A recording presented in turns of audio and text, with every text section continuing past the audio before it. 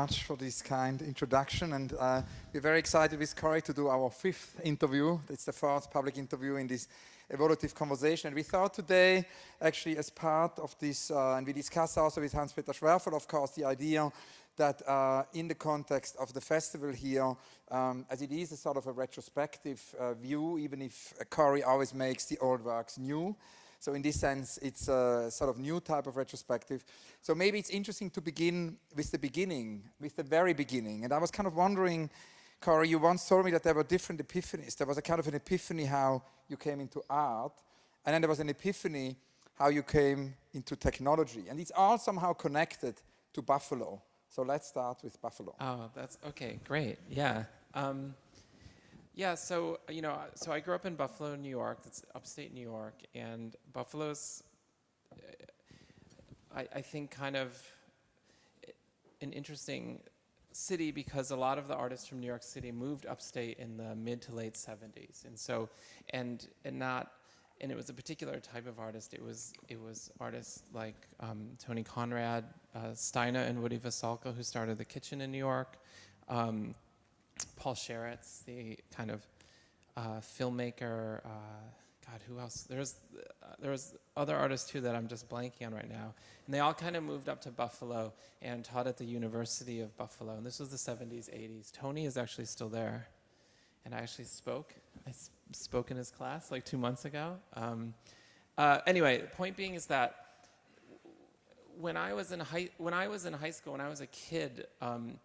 Because of these artists were around and kind of in and out of the city, when I first started to learn about like art, or when I was taught art in school, I was taught video art, you know. So going to college, I had already learned kind of the history of video art, and I didn't realize until I went to college that that was like not a thing. I mean, it like was not usual, and so the kind of atmosphere of Buffalo was.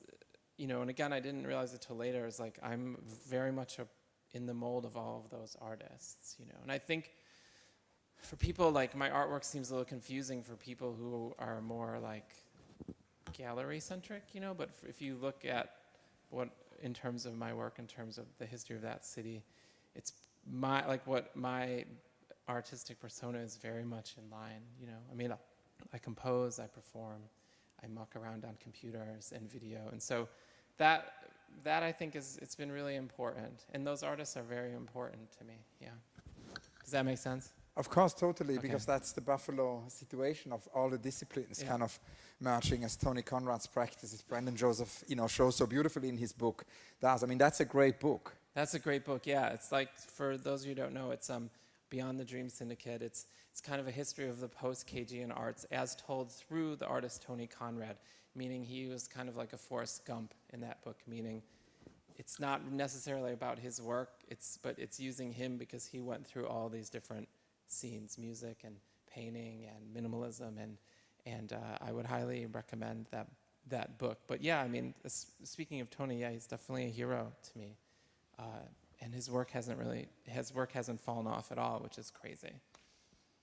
Who are other heroes? Can you tell us? You also mentioned earlier today that the kind of first generation of net artists inspired you, and it's interesting because in the early 90s, Gerd Loving kind of urged me to go on email, and he was the first person who told me, you have to have an email address. Yeah, definitely. And he put me on NetTime, and obviously I came in touch with the early net artists, and that's something also which was very inspiring for you, and it's interesting to talk about this a little bit, because there is a certain degree of amnesia, no? On all of yeah, oh my God, yeah, that's very good that you brought that up. It's crazy, actually. Yeah, because I think now people are starting to come around to art that deals with digital technology, like a kind of more traditional art industry is kind of coming around to it.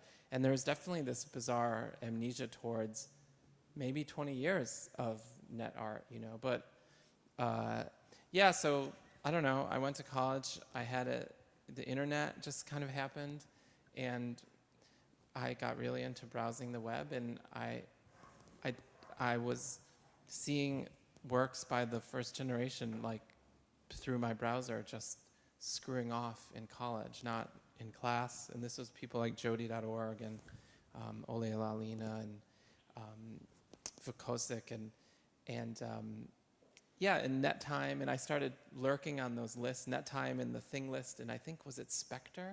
Who got you? This is Munich. Wasn't Munich kind of part of this scene? No, okay, just blank stares. Anyway, I guess the point being is that I was really fortunate to see a lot of real masterpieces. I mean, real honest to God masterpieces through the browser in the late 90s. And, immediately I started making that kind of work because I had seen some of those early sites. And I think there has been an amnesia, but like everything else, the history is always being rewritten. And people, there's a really good scene right now with preservation. So those works are started to being preserved and shown again, and it'll work itself out. But there is a Munich connection, because it's good that we have a Munich connection here. And the Munich connection is not only your wonderful exhibition here at the Espace Louis Vuitton, but it's also in the book, actually, one of the authors, Dragan Espenschied. Yeah. It's a whole saga, because Dragan is, of course, connected to a band called Bodenständig, sort of feet on the ground. Yeah. But it's also connected to your interest in preservation and to the early internet art. So can you tell us a little bit about that Munich connection and Bodenständig? Oh, okay. Yeah, I could go back. So actually my first trip ever out of the States as an artist, it was actually, I was invited to come to Munich in 2001. My band was invited to play at Lothenranger 13. And I was 23, and I had never really kind of left America, basically. And so I come, and I was invited by Olia Lalina and Florian, I'm blanking on his last name, Schneider, and to a kind of computer media art festival. And the one thing I remember was seeing the band Bodenständig 2000. For those of you who don't know, Bodenständig 2000 was a German electronic folk band, and they were on Reflex Records, which, for those of you who remember the late 90s, was a very important record label from London, owned by the Aphex Twin. And anyway, Bodenständig, they had this kind of they made kind of ideological folk computer music, and so they made all their music on home computers that were obsolete, and they recorded everything at home, and so it was very cheap, trashy sounding Eurotrance, because they wanted to be like Eurotrance stars, but they didn't believe in fidelity or recording techniques, and they're my favorite band of all time, and I've seen them 6 times. I used to fly around the world to see them, and Dragan they're not around anymore, but he was one of the 2 in the band, and he now is the head of digital preservation at rhizome.org and the New Museum, and he's arguably kind of the world leader in digital preservation of works of technology. And can I go on? Of course. No, it's very exciting, because it's such a great Munich connection. We want to hear more. Yeah. So coming to Munich, this is like my life. It sounds corny, but it did change my life. Do you know what I mean? And anyway, so Dragan is actually, he's doing the best project right now. So let's talk. As much as I love talking about myself, we have to talk about a very cool thing. He's working on a project with his wife Olia Lalina right now called 1 kilobyte of terabyte age, and they are preserving the geocities.com archives. And GeoCities was the famous free web host in the late 90s, and everybody had their homepage, welcome to my homepage, here's my vacation photographs, here's pictures of my cats. So there was millions of these homepages. And it was suddenly all gone. Yeah, so in 2009, am I talking too much? I feel like I'm really... No, it's great. Okay. It's urgent to hear more. I don't know if it's like... Just go on. I just had cake. I don't know if it's the sugar or something. It's great. Anyway, so in 2009, this huge web resource, was deleted by Yahoo because Yahoo owned it and it had no value anymore, right? And before it was taken down, a team called the Archive Team, which is a kind of free, loose group of amateurs, sucked down as much as they could, and Dragan and Olia are gluing that archive back together and doing kind of sociological studies of it. It is my favorite project right now, and thus for my catalog, I asked Dragan to write the essay, because he's really at the forefront of preserving this culture, early computer culture, obsolescence. And he was in my favorite band ever. So yeah, and the catalog is free at the space. So when is that ever true?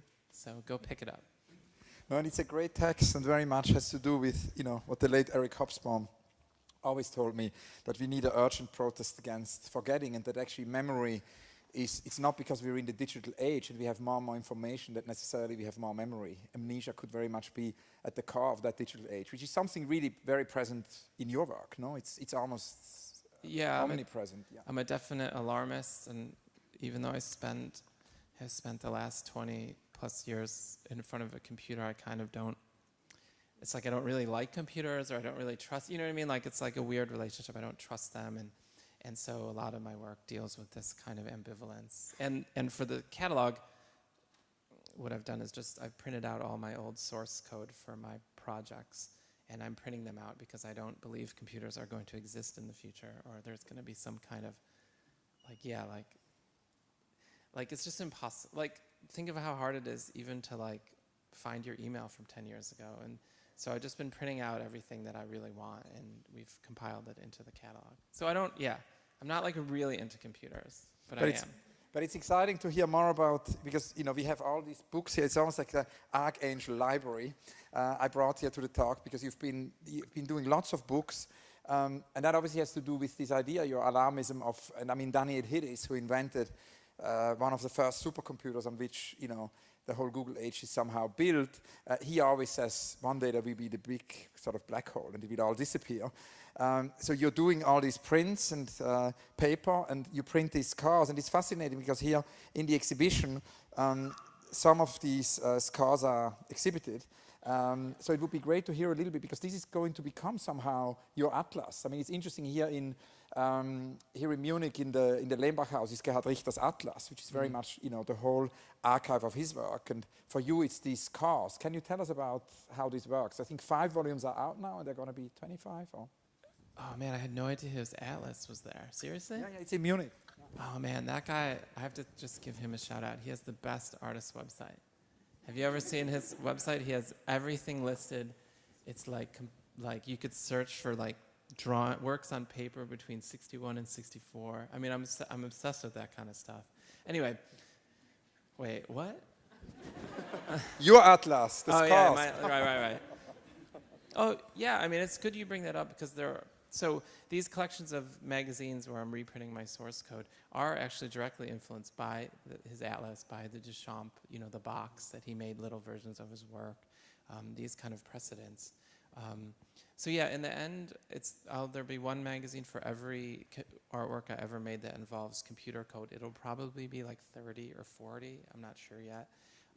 It'll take me, my pace right now is I could only make maybe 2 or 3 a year, because not only am I reprinting the source code, I'm also typesetting it all and kind of putting in footnotes, which are like more traditional artist text stuff, because a lot of people don't read source code, or nobody reads source code. So yeah, I mean, it's kind of going to be a lifelong project. And yeah, the idea, I mean, I hate to say it, but in the end, it is I will compile them into a huge book, and that'll be what I point to. I'll be like, well, there it is, Of course, the other stuff is going to be floating around in different versions, but it's really it's a bit like a website on paper. It's my work as I would like it to be presented. And you say Gerhard Richter is your favorite artist website, but there's also your amazing website. Can you tell us about that?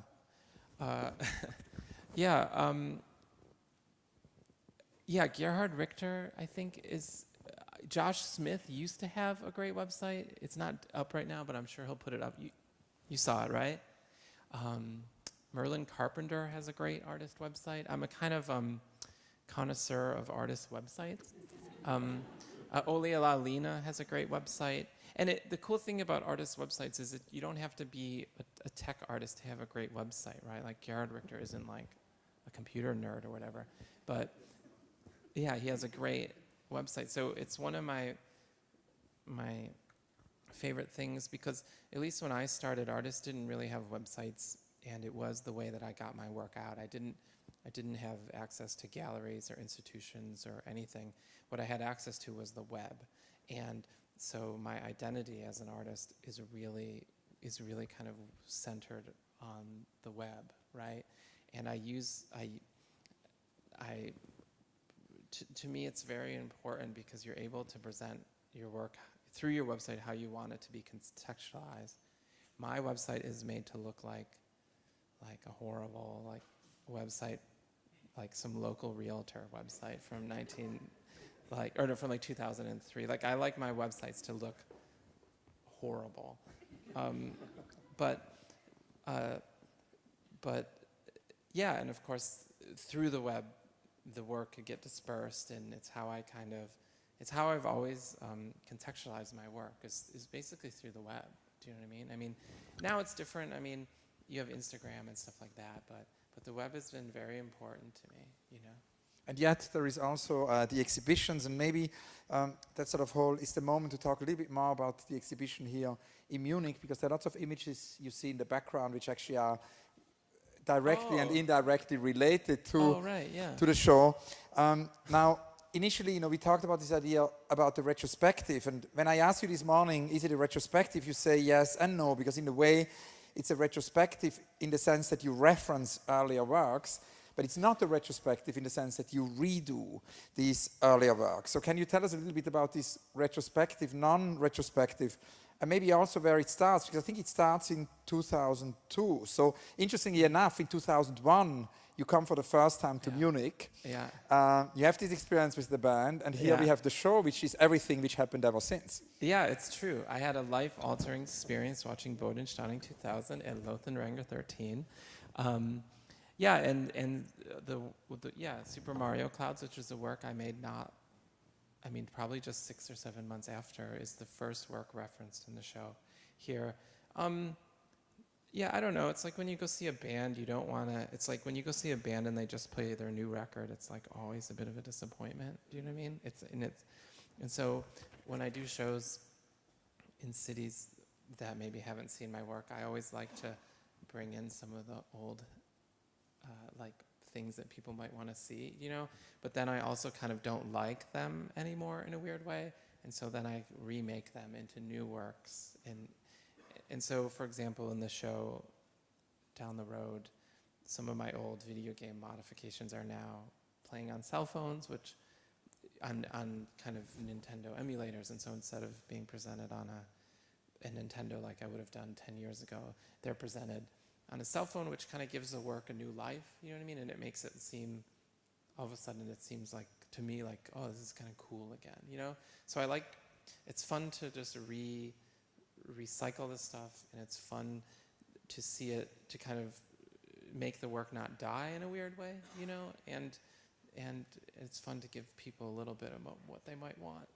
Can you tell us maybe how this exactly works with the Super Mario example, because it's one of your most iconic pieces. We discussed it actually here in Munich at DLD when we did this conference on clouds with Steffi Czerny, where we sort of connected Hubert Damisch and his theory of cloud in art history, and then computer clouds, and in a way you hacked this computer game Super Mario, appropriated it, did it into a piece in 2002, and it's fascinating right now. The Whitney just opened 2 days ago, and there I saw on Instagram you present the piece, yet at the same time you present a very different version of the piece here in Munich, and you are about to present an even different version of it in Zurich. So it's maybe interesting to understand the way you work, that you tell us a little bit about how Super Mario started, what triggered it, how you did the first version, and how it then migrates, no? Yeah, migrates, that's a good phrase, I think.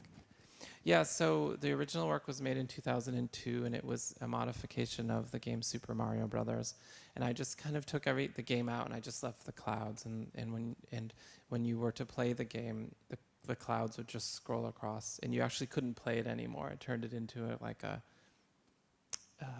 minimal, non-interactive. There you are. Okay, great. So a minimal, interactive video. But actually the first way it ever shown was as on the web. So the first version of it was a web page that I had made, which, because I didn't have any access to galleries or whatever then. So I made a page and I said, here, I made this cartridge, and here's how here's what I did, and here's how to do it yourself, and here's the code. And I put that online. And that was for a couple of reasons. One was, yeah, because I had no other option at the time, but also like, I like it when works, at least at the time, the web, like art people weren't on the web, but the web did have these really great communities. And one of the communities that was on the web at the time was the kind of, what would now be called the maker community, but then was called like a hacker community. And so I knew that there would be people who were interested in this project just because they were hackers and they liked tinkering with stuff. And so I put the work out that way because I knew, because the way that I had to make web work then was by inserting work into these pre-existing audiences on the web. And so I did that. And then people started talking about it or whatever because it was a meme in a way.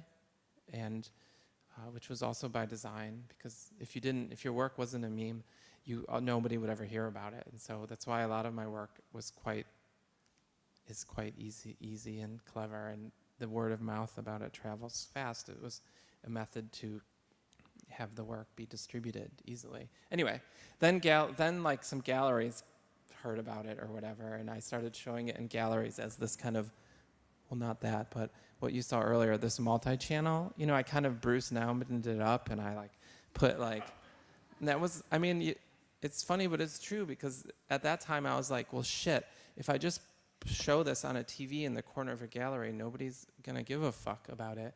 But if I show it and to make it look like video art, you know what I mean? Like this, people will think it's video art. And so, and it worked. But it's true, I mean, I had to play those games, and I have whatever, because people didn't, this stuff scared people 15 years ago, do you know what I mean? Plus, I like, as you can see, that I like slipping all this artwork into all these different contexts and all these different forms. Anyway, so then I showed it around, and then I combined it with another piece, a kind of driving game. And in the landscape piece? Yeah, and that turned into a landscape piece, which was called Super Landscape #1. That was shown at the Migros Museum in 2005.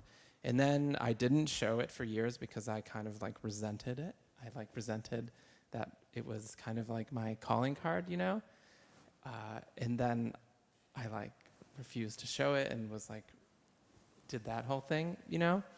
And then now it's like so old, I'm like, yeah, I should own it again. And so I started remaking it. And now that landscape piece is on cell phones in the show, and the original landscape is at in Zurich, and the original clouds is at the Whitney. So it's fun for me to have all these conflicting stories or whatever.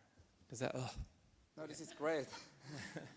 Shows us that it's, as Philippe Parreno would say, you know, la chaîne est belle. It's a beautiful chain, no? It's a chain, almost a chain reaction. But the thing is that then, you know, so 2001, you're in Munich, you have an epiphany. In 2002, you start to make this amazing work. And of course, then you produced a huge amount of work until 2012. And then something happens in 2012 where you actually decide to somehow take 2 years off and almost enter a stage of serial invention. And it's interesting this morning to see in the exhibition that so many things you show here in Munich have actually to do with this incredible 2 years where you invented them all. So before we talk about this different work, about the pen plotter, you know, about the lakes, about the work you did with the Warhol Foundation, about Since You've Been Gone, about the carpet, about the pool noodles I saw in Milan, about all these, you know, like a serial inventor, you know, within 24 months, you did all these things. But before we talk about them in detail, can you tell us a little bit about what happened in these 2 years? Did it have to do with what Paul Chan always says, that we need to de-link to make work? Or Oh, yeah. Paul is one of the people that I go to when I need advice, actually. He's very good about this stuff. Yeah, I mean, I didn't really go to art school, and I thought I was going to be a composer, and then, as you see, came to Munich, and blah, blah, blah, blah, blah, and then got asked to do all these shows, and that happened for almost 7 or 8 years straight. I just kept on getting asked to do shows, and I was like, oh God, I guess I'm an artist now. And I was sick several times, you know, I had thyroid cancer, and so everything happened without any break, and then finally, you know, I just was like, had no more gas left, you know what I mean? And also was in my mid-30s and kind of was like, God, what the like I hadn't ever thought about any of it. It just happened, you know? And I had to just stop. I just couldn't do it anymore and had to take a break and rest and get organized. And yeah, I spent 2 years in my studio or office or whatever, and I like didn't just, I don't know, like did that thing that you hear that artists can do, like where you just don't rush and you just screw off and I don't know, and I made so much stuff because I had no deadlines and also I don't know, it was a great, amazing downtime for me, and it was the most productive time I've ever had, you know. And I did a lot of like off-brand projects, I would say. Like I did collaborations with the Warhol Museum and can you tell us about that? Because you actually worked with a group at the Carnegie and at the Warhol Foundation, where you somehow went into Warhol's computer and discovered all this digital art he made. It's an incredible story. Yeah, so I had a show at the Carnegie Museum, so this is complicating the narrative. I like the way that the narrative sound up until now, but I did do 2 survey shows, which during those, which for me is not like, it's like you could do a survey show with writing like 2 emails, I mean, to be honest, because it's like people just have to ship work. I mean, it's like very easy, it's great. So I did one at the Carnegie, and I had always, you know, because I'm a Warhol fanatic, and you know, his diaries is my favorite thing of his, because that was one of the ways I learned how to be an artist, was by reading the diaries, or like, and I mean that practically, like, what does an artist do on Friday? What does an artist do on Saturday? And it's really like in the diaries, you know. And so one of the things that he mentions is that he had an Amiga,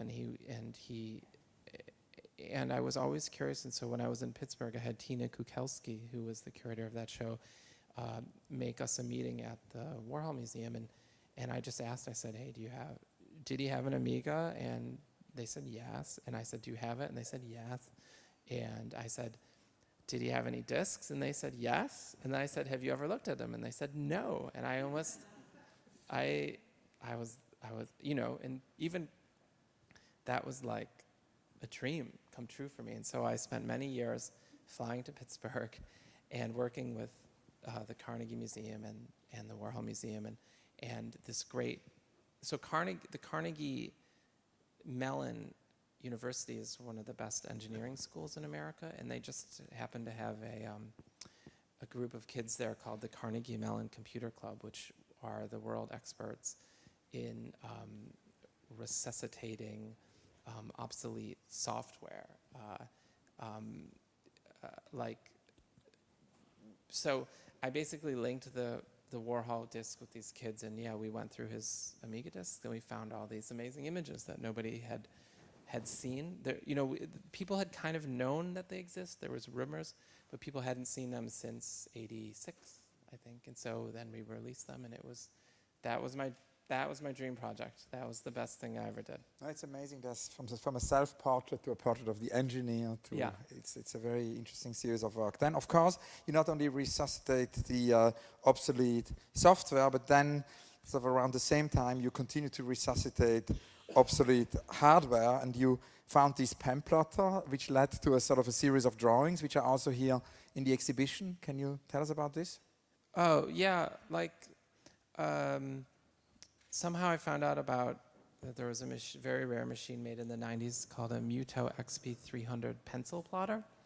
And so one of my things is I like to buy lots of old stuff off of eBay, and somehow one of these came up on eBay, and it's before inkjet technology, the technology that people used to print was called plotter technology, and it was basically exactly the same thing, except a little hand came down with a pen. And inkjet is exactly the same thing, except an inkjet spits ink, right? So it's the same technology. And there was one company that made this very rare one for a couple of years with a pencil. So I tracked it down, spent about a year getting it to work, and I've just been printing out I would then have inputted a few drawings into the computer that I drew with a Wacom tablet, and then have been printing them out in different configurations ever since. And there are recurrent elements which are here in the show. I think there is a car, there is a palm, there is a... Yeah, There's Clinton. How come that you chose these motifs? That was my mother's idea, actually. I had a show in London, and yeah, so it's a car, an Aeron chair, Bill Clinton, and palm trees. And yeah, I don't know, my mom just called me once and was just like, Cory, I have a really good idea for you. You should draw Bill Clinton. And I was like, yeah, I didn't even have to think about it. I said, whoa, that's a great idea. And I had already had the show. The show had already been mailed and framed. I had a show in London.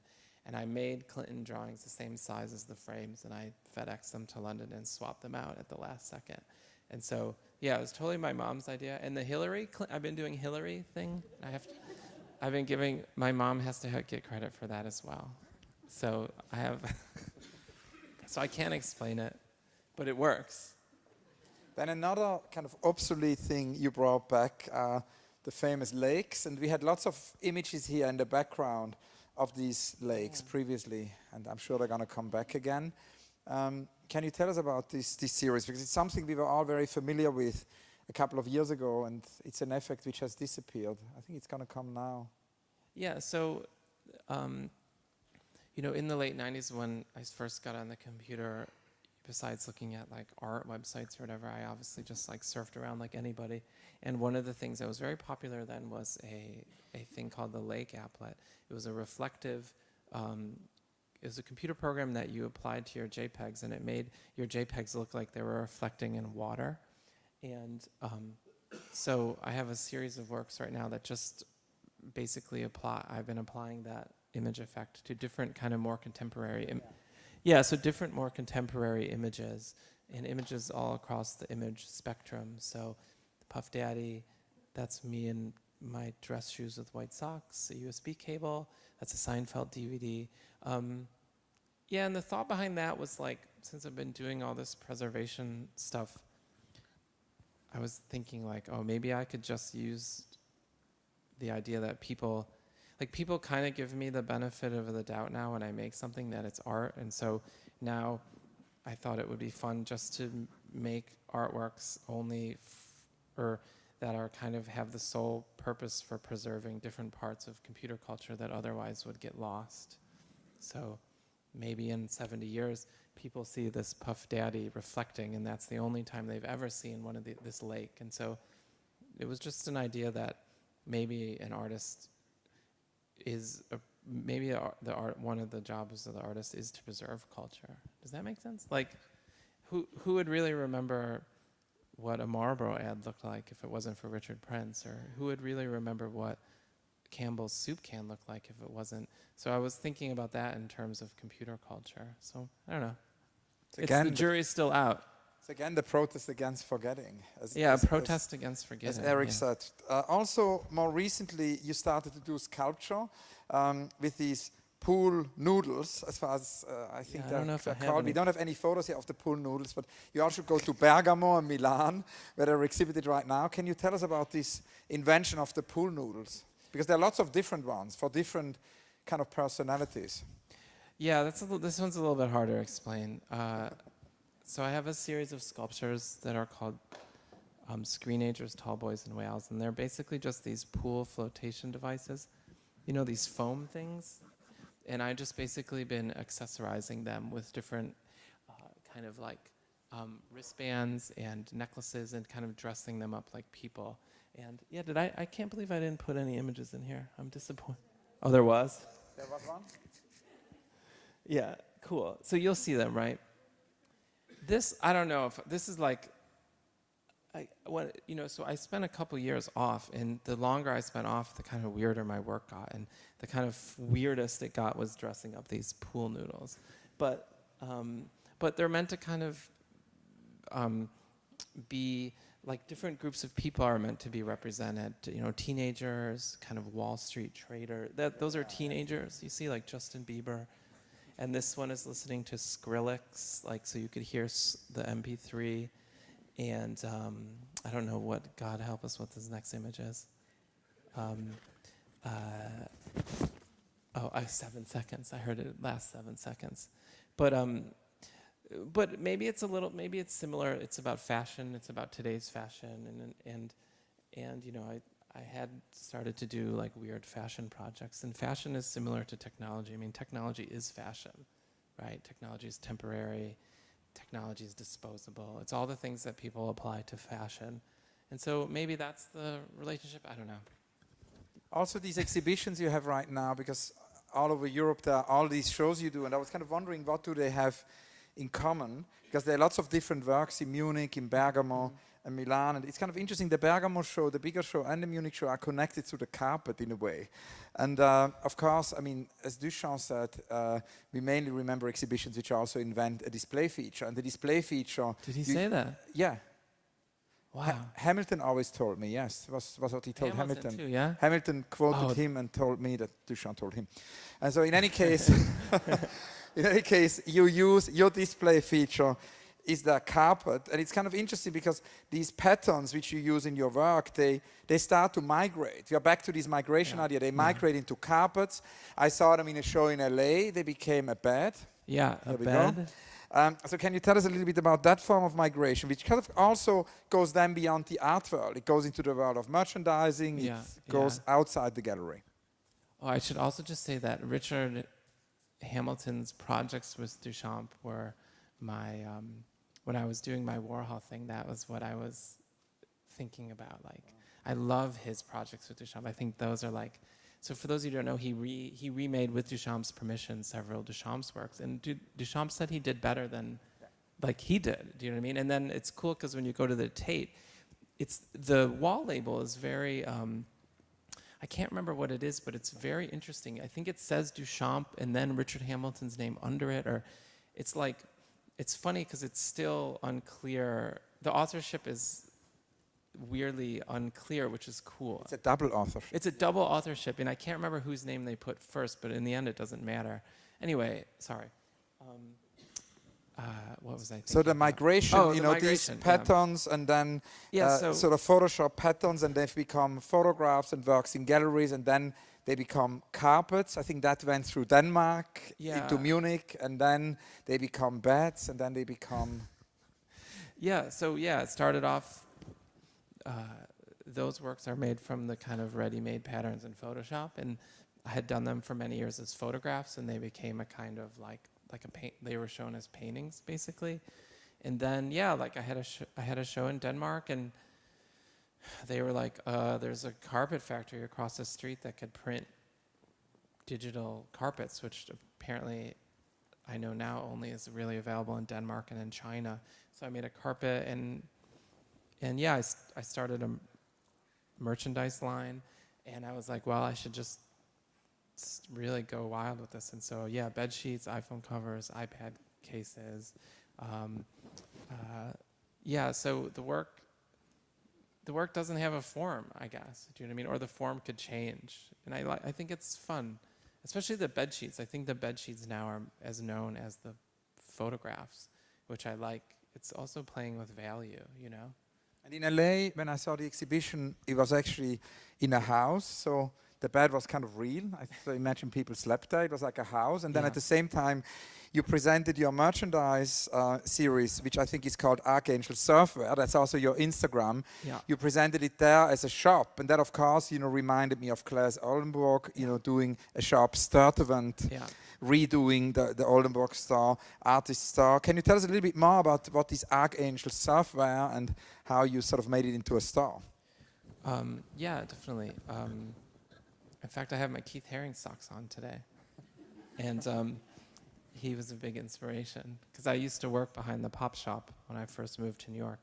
Yeah, so Arcangel Surfwear is my merchandise and publishing imprint. It was started in 2014. It's a collaboration with Bravado, the global merchandising company.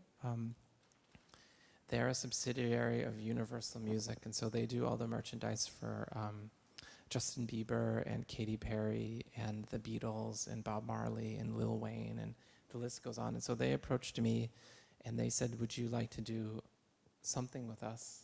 And this was like the opportunity I had been waiting for like 15 years.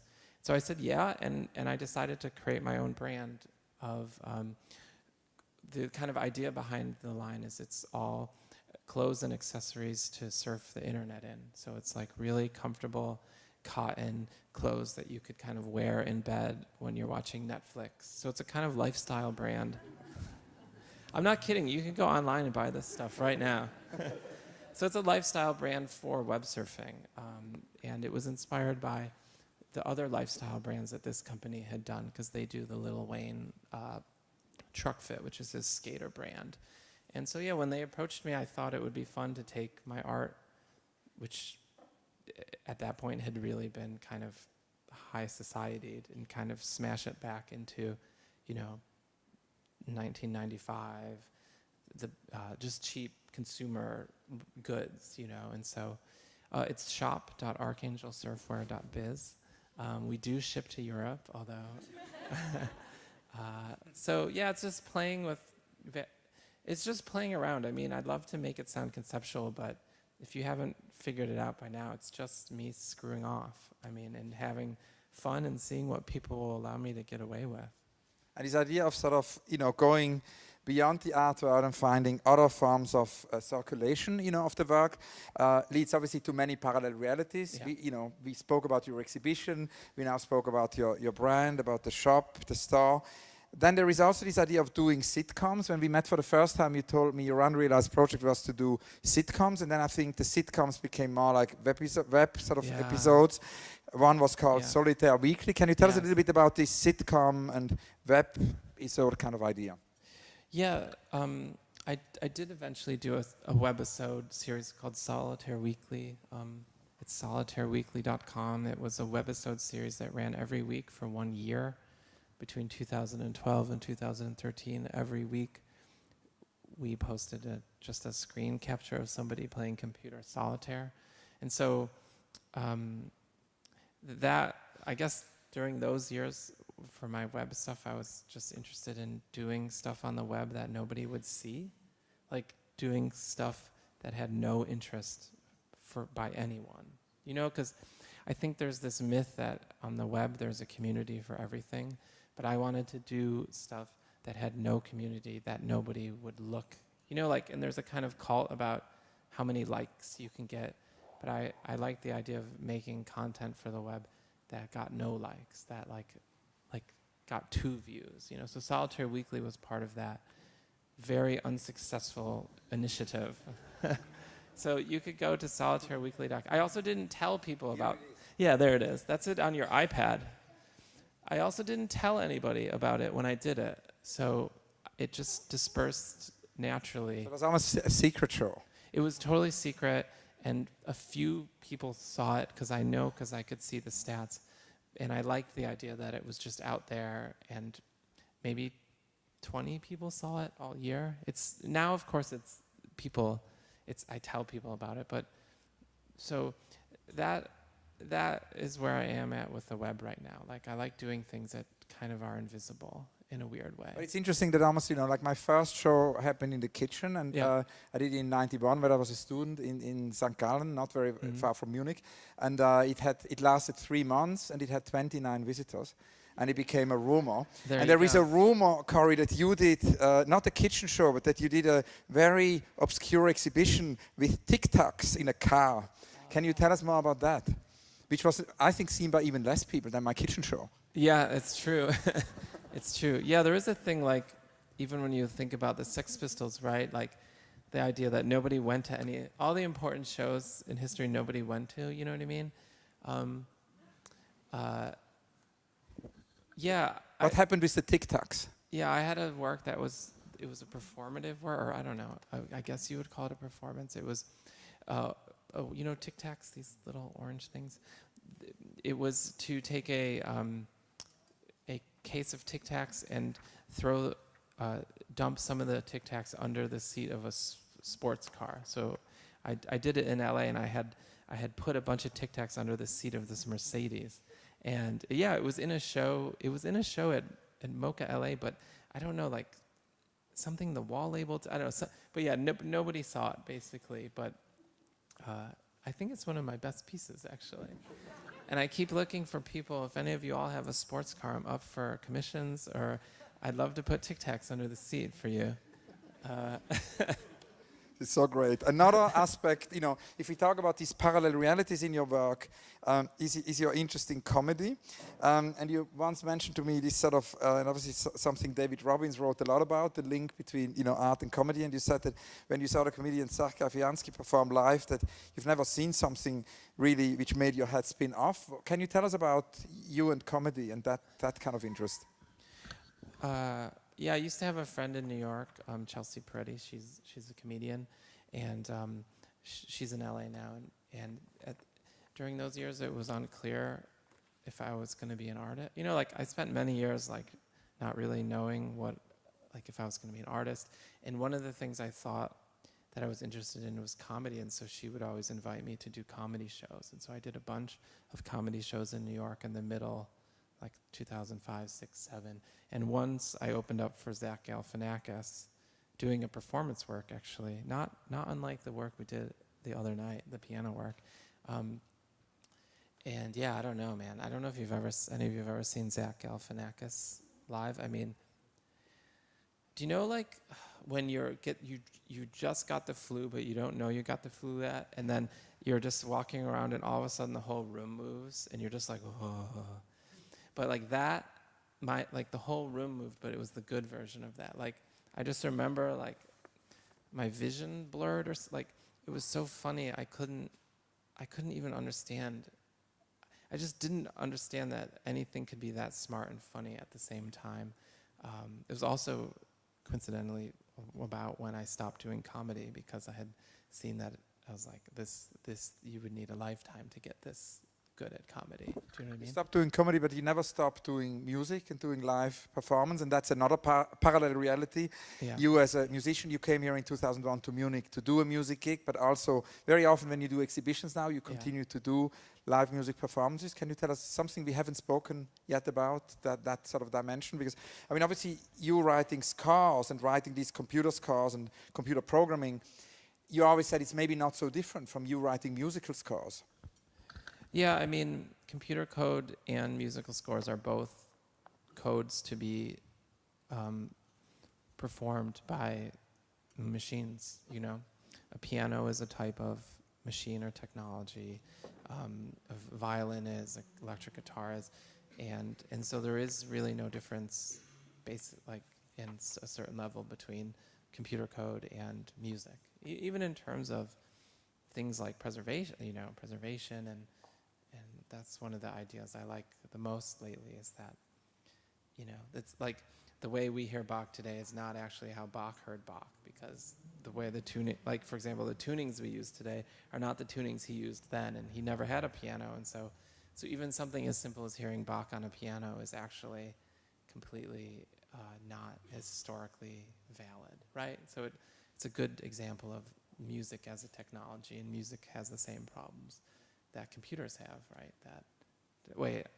Did I just like go off into like crazy land? No, that's an interesting answer to the kind of thing, why music as a parallel reality continues to be important. But then there is the live thing, and obviously in the age of the internet, there is a desire for live, and that desire for live is not only strong in the music world, because live concerts are more important than ever before. It's also strong in the art world, where you can see an incredible turn to live art as of lately. So maybe the second part of the question is, which you could talk a little bit more about, is that sort of the importance of these live moments and what they mean for you?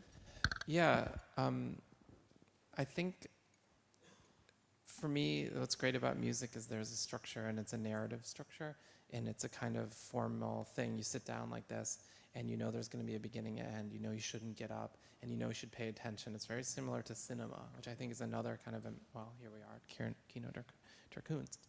It's another very important kind of formal structure behind whatever. And so a lot of my work plays with that time structure. And so for those of you who came to the piano thing the other night, it was very, very harsh, and it's kind of designed to snap you out of Instagram time. It's designed, my music is often designed to get you just past that trigger moment when when you're just like, I have to reach for my phone, I have to check my whatever. And it's just to get you like just past that. And when you're just past that, you could really open up.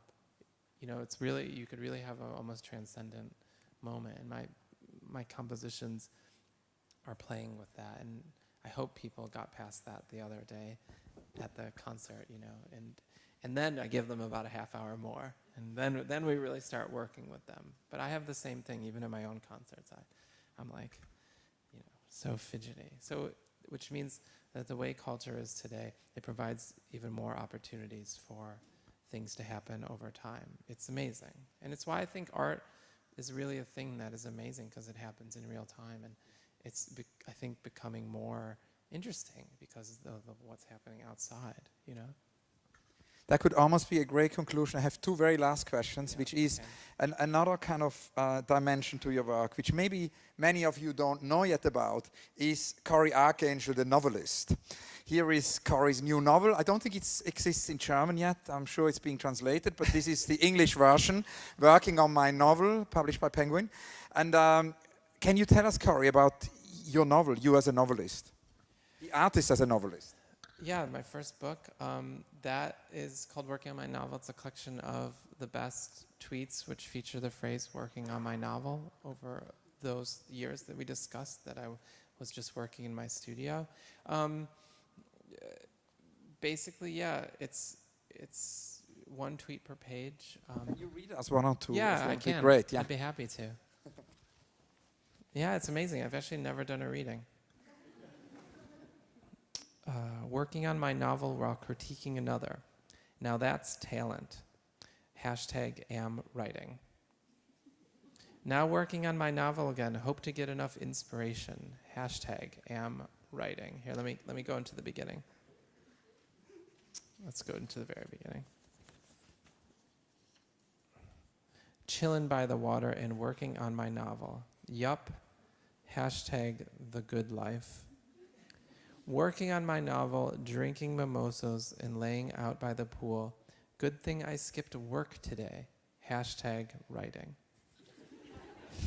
And now a very last question, Cory. As you know, there is always one recurrent question in all my interviews I've asked you many times before. That is the unrealized project. Now, we know a lot about architects' unrealized projects because they always publish them, but we finally know very little about artist projects which are unrealized. Projects which have been too big to be realized, too small to be realized, maybe sensor projects. Doris Lessing, the great Doris Lessing always told me, very important project which we self-censored, which we haven't dared yet to do. What are the unbuilt roads of Cory Arcangel? Mine's pretty easy. I think we've even talked about this before. I want to do a kind of work in a massive multiplayer video game. I'd like to insert some artwork into some kind of virtual space that has a kind of mass audience. Very simple, very straightforward. I'm working on it. And what about the painting? Because once you told me also that you wanted to paint, that you wanted to make a great painting. Yeah, keep trying. It's the one thing I've never been able to do. I mean, really with paint, I have a great interest in painters and painting because I do honestly believe it is the hardest. If you're going to be an artist, it's really the hardest kind of place to be in. Like painter who uses paint. I could do painting without paint, but painters with paint, it's something I keep every few years I try, but it's the one nut I haven't been able to crack. Maybe one day. And now a very, very last question. Rainer Maria Rilke wrote this little book, which is an advice to a young poet. I see several young artists here present in the room. What would be your advice in 2015 to an art student, to a young emerging artist? It's the work that does the work. Cory, thank you so, so much. Thank you all.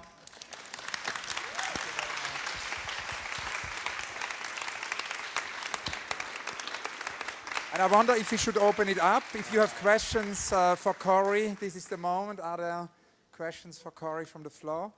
Yeah, there is a question here.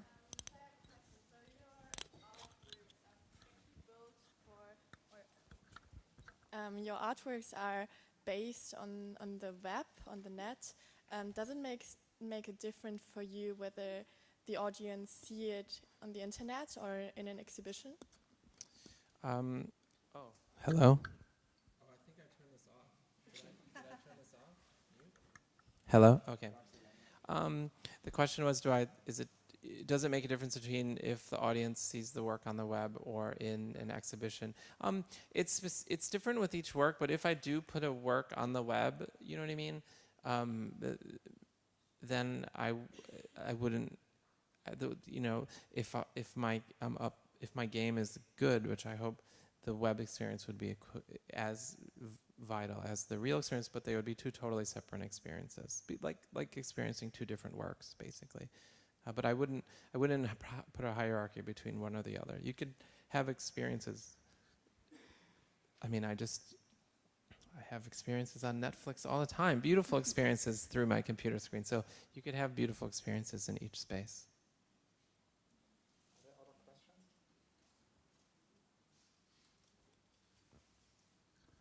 Hi. Interfacing with binary or other types of code, did you find it affecting the way you thought in an interesting way or a bad way, or how did that affect creativity or things like that? Doing a lot of programming, I find it relaxing. You know, it's what I do when I need to relax. Programming is building, you know, and there's a result at the end. Although, in the end, I had a lot of physical problems because of it. My back and my mood, you know, like forgetting to eat, things like that. So that's a complicated answer. I don't do it as much as I used to because I really can't. I'm getting too old.